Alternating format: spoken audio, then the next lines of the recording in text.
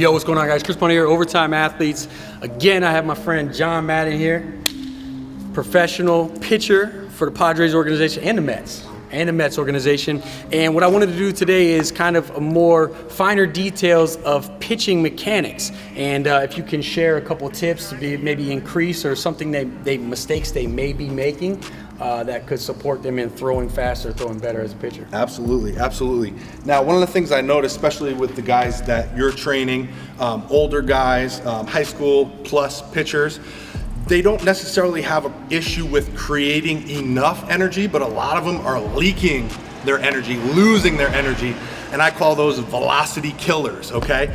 And one of the big ones is when they're driving from their back leg. We all know that we want to create energy. That's a pretty basic idea, and everyone understands that. We want to create energy moving down the mound away from the rubber. But what a lot of guys do is they leak the energy through their front leg. They'll either collapse and continue moving forward, or when they get into their rotation, that'll pull the knee out this way. And when you're doing that, you're letting all of that energy that you just created driving away from the rubber leak out. And because of that, you're gonna lose some pitching velocity. Another big one where a lot of guys leak out their pitching velocity is gonna be on the rotational aspect of the delivery. We just talked about driving away from the rubber, but once we get down here, we need to unwind with our upper body, right?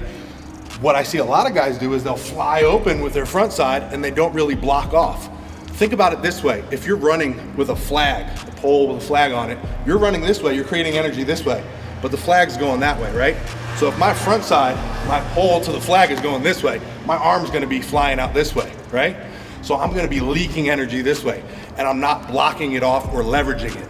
We wanna block off with our front side, just like we did our front leg when we're pitching for our rotational aspect. It looks like this when we drive this elbow in, and then we stop here. I almost like to think of it as putting that forearm on a wall, a low wall right here. We block off here, now everything comes back from a rotational energy back into a linear energy. And the third biggest way I see guys leaking their energy or losing pitching velocity is by not decelerating properly.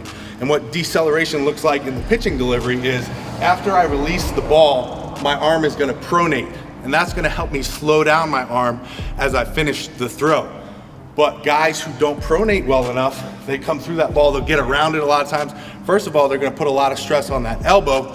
Secondly, they know this, so they're probably gonna slow their arm down a little bit as they get to that point. So if they're not decelerating correctly, they're actually slowing that arm down before they get to release point, which of course is not conducive to pitching fast.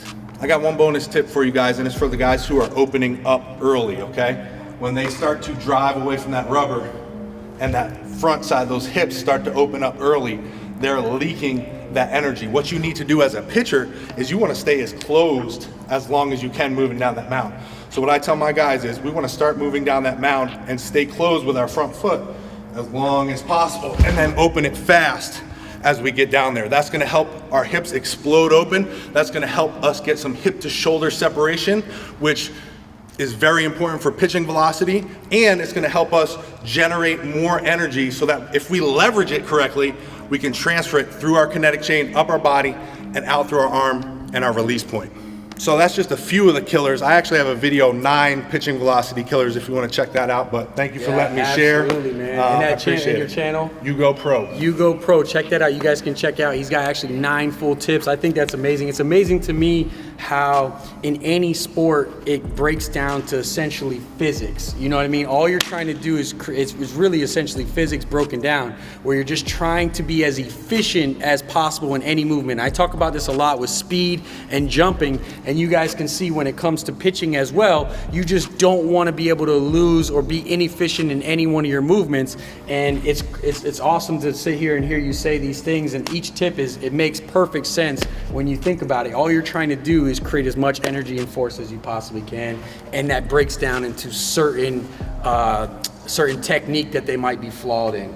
So that's one thing, if I could add, absolutely, is a lot of pitching coaches, we like to break things down into positions, like get here, do this, do that.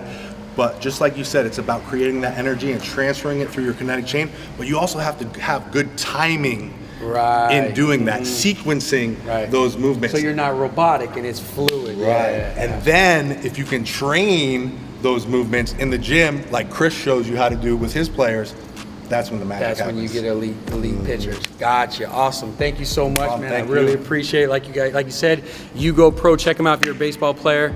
I'll hot you guys next time.